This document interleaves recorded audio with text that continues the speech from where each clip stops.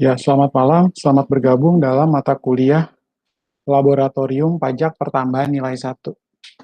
Nah, hari ini kita akan bahas di pertemuan pertama itu mengenai silabus Laboratorium Pajak Pertambahan Nilai 1. Ya, kurang lebih dalam 14 kali pertemuan di luar ujian tengah semester dan ujian akhir semester, nanti kita akan membahas kasus-kasus pajak pertambahan nilai yang sering terjadi di dunia kerja. Nanti begitu Anda sudah graduate dan Anda menyelesaikan pendidikan Anda, tentu Anda bisa mengerjakan setiap kasus-kasus yang dihadapkan kepada Anda. Nah, kita masuk ke dalam laboratorium pajak pertambahan nilai.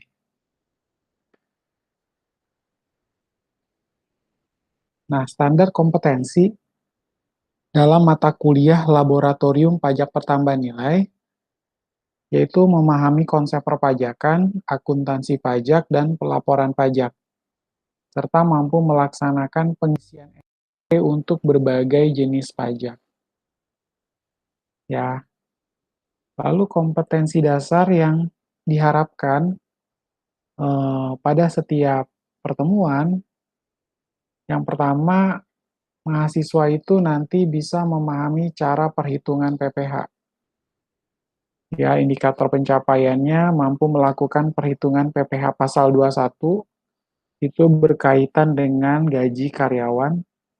Ya, apabila Anda bekerja di sebuah perusahaan dan memiliki penghasilan di atas PTKP atau penghasilan tidak kena pajak, tentu akan dipotong PPh pasal 21.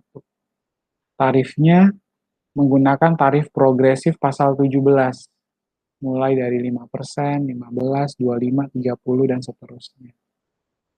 Yaitu PPh pasal 21. Lalu yang kedua, mampu melakukan perhitungan PPh pasal 22. Nah, PPh pasal 22 itu berkaitan dengan impor barang. Setiap perusahaan melakukan impor barang dari luar Indonesia atau di luar daerah pabean dan membawa barang tersebut ke dalam daerah pabean atau di dalam wilayah Republik Indonesia, tentunya harus dipotong PPh pasal 22. Tarifnya pun ada dua, apabila memiliki angka pengenal impor adalah 2,5%, dan tidak memiliki angka pengenal impor, tarifnya adalah 7,5%. Tapi ada lagi tarif yang lain ya, itu ada peraturan terbaru per tahun 2019, banyak sekali tarif-tarif baru dalam pemotongan PPh pasal 22. Itu teman-teman harus update lagi, baca kembali surat edaran atau peraturan terbaru berkaitan dengan tarif PPh pasal 22. Lalu yang ketiga, mahasiswa mampu melakukan perhitungan PPh pasal 23. Nah, PPh pasal 23 ini berkaitan dengan belanja jasa. Itu tercantum di dalam PMK 244 tahun 2008 dan diperbaharui dengan PMK 141 tahun 2015. Setiap kegiatan yang menyangkut belanja jasa itu harus dipotong PPh pasal 23 sebesar 2%. Ya. Contohnya apa, Pak? Contohnya jasa outsourcing, jasa pengolahan limbah industri, jasa instalasi atau pemasangan, atau misalnya jasa pemasangan Speedy atau jasa pemasangan IndiHome, pemasangan TV kabel di rumah. Nah, itu akan dikenakan pemotongan PPh pasal 23. Lalu yang keempat, mahasiswa mampu melakukan perhitungan PPh pasal 26. Ya, PPh pasal 26 itu berkaitan dengan penghasilan yang diperoleh oleh warga negara asing, apakah itu orang pribadi dan juga badan.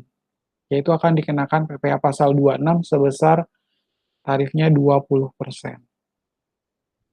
Lalu yang kedua, kompetensi dasar yang kedua yaitu mahasiswa memahami juga cara perhitungan PPh, tapi lebih ke arah PPh pasal 25 ya. PPh pasal 25 berkaitan dengan apa, Pak?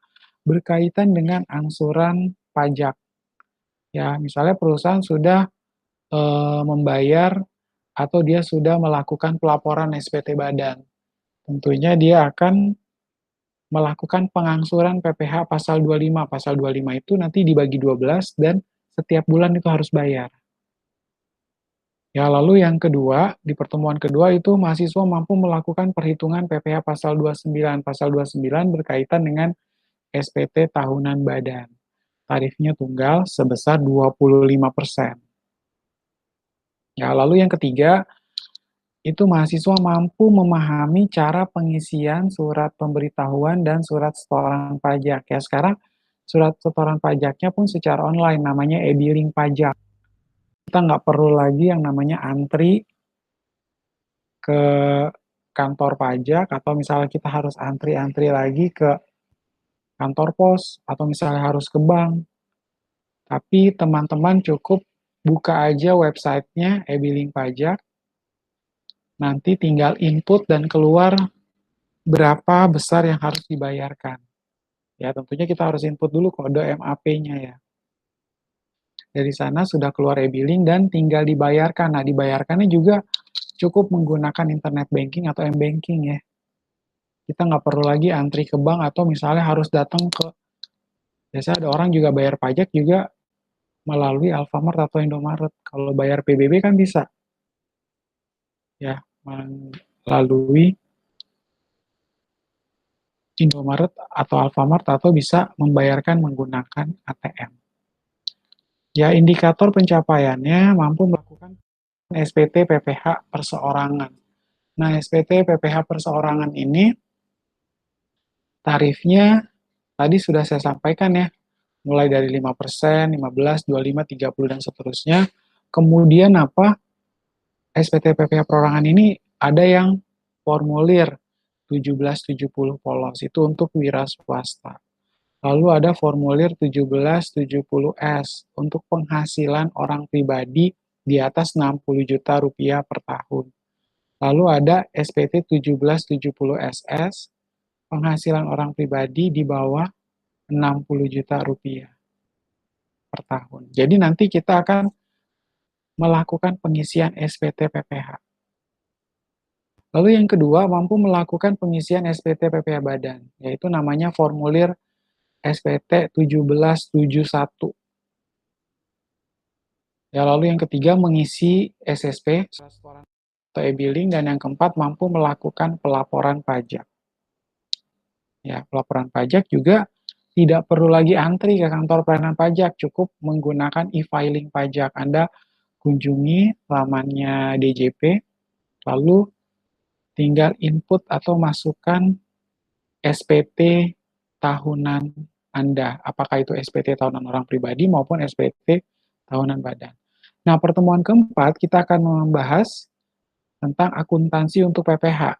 Ya, di sini kompetensinya adalah mengetahui cara pengakuan utang dan piutang PPh, lalu mampu melakukan pencatatan utang, ya, lalu melakukan perhitungan PPh terutang, dan mampu melakukan penyajian dan pelaporan pajak penghasilan. Kemudian yang kelima, memahami koreksi fiskal. Ya, di sini yang pertama, mampu mengidentifikasi beda tetap dalam koreksi fiskal, mampu mengidentifikasi beda waktu dalam koreksi fiskal, yaitu ketika kita mau menyajikan sebuah rekonsiliasi fiskal, itu harus ada beda tetap dan beda waktu. Ya, nanti kita akan pelajari lebih lanjut. Ya, lalu teman-teman pun bisa mengidentifikasi apakah itu koreksi positif dan bagaimana koreksi negatif. Yaitu namanya koreksi fiskal. Lalu pertemuan keenam, memahami cara perhitungan PPN dan PPNBM, di mana kompetensi dasarnya mampu mengetahui dasar pengenaan PPN, lalu mampu mengidentifikasi dan menghitung pajak pertambahan nilai masukan, mampu mengidentifikasi dan menghitung PPN keluaran. Ya, pertemuan ketujuh, memahami cara pengisian faktur pajak standar.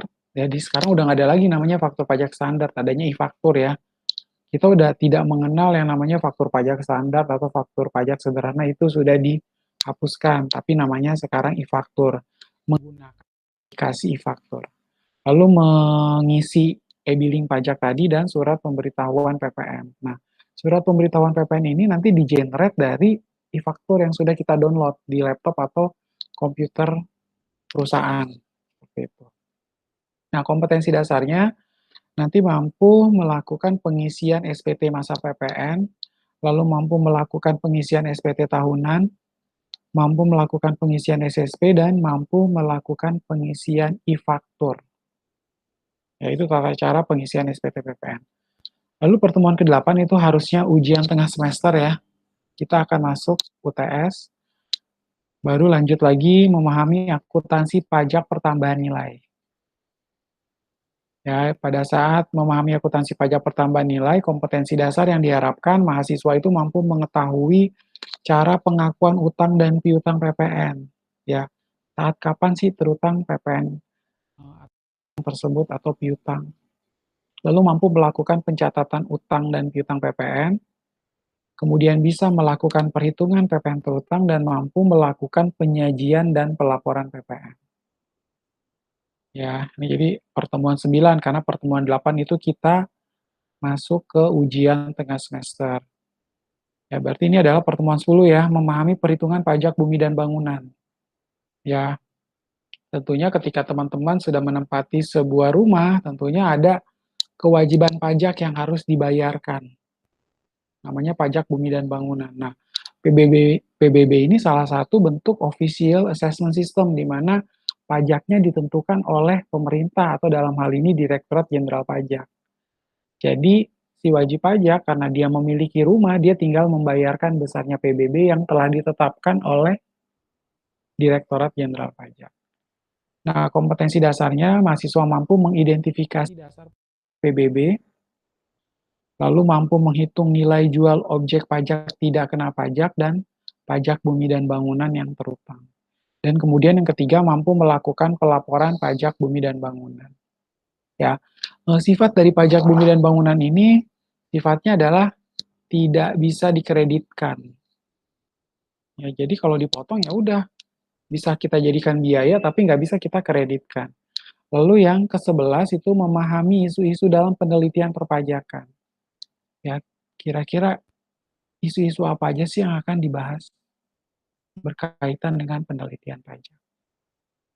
Ya, di sini adalah satuan acara perkuliahannya ya, dituangkan dalam SAP, teman-teman bisa lihat dengan waktunya, ya baik di minggu pertama, kedua, ketiga, dan seterusnya bisa dibaca, sampai dengan pertemuan ke-8 itu UTS, dan 10, 11, sampai dengan 14 ya, dengan materi-materi yang sudah kita bahas tadi di atas.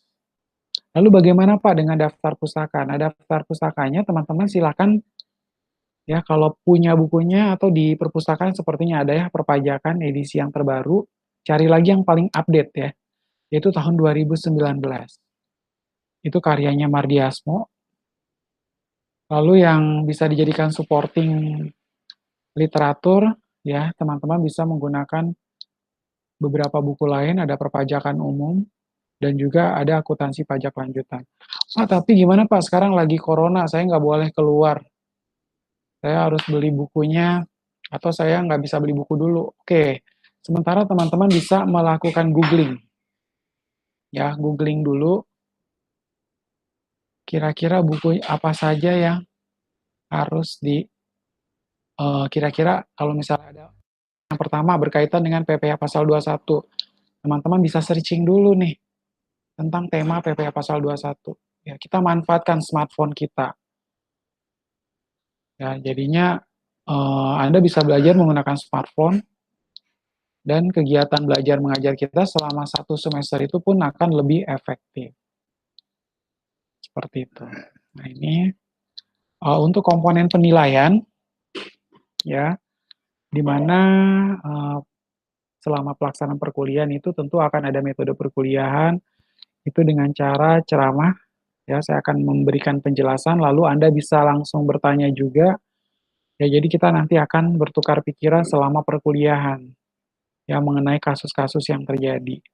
Kemudian ada ujian tengah semester, ujian akhir, dan komponen bobot penilaian. Ya, ada tugas mandiri, kuis, UTS, dan UAS yang bisa dijadikan penilaian. Nah, tentunya diharapkan ikut berproses bersama ya, kita kuliah bersama tentunya Dan nanti pada saat UTS dan UAS pun, teman-teman pun harus hadir, jangan sampai tidak. Prosesnya ikut tapi hasilnya nggak ada, tentu sia-sia. Atau teman-teman nggak mau ikut proses tapi mau langsung lanjut dapat output. Ya, tentunya itu harus menjadi perhatian. Ya, kurang lebih seperti itu untuk pertemuan pertama kita. Nanti kita lebih fokus ke pertemuan berikut untuk membahas kasus-kasus yang ada. Ya, di dalam laboratorium pajak pertambahan nilai 1. Ya, demikian perkuliahan kita malam ini. Tetap jaga kesehatan dan sampai ketemu minggu depan. Selamat malam.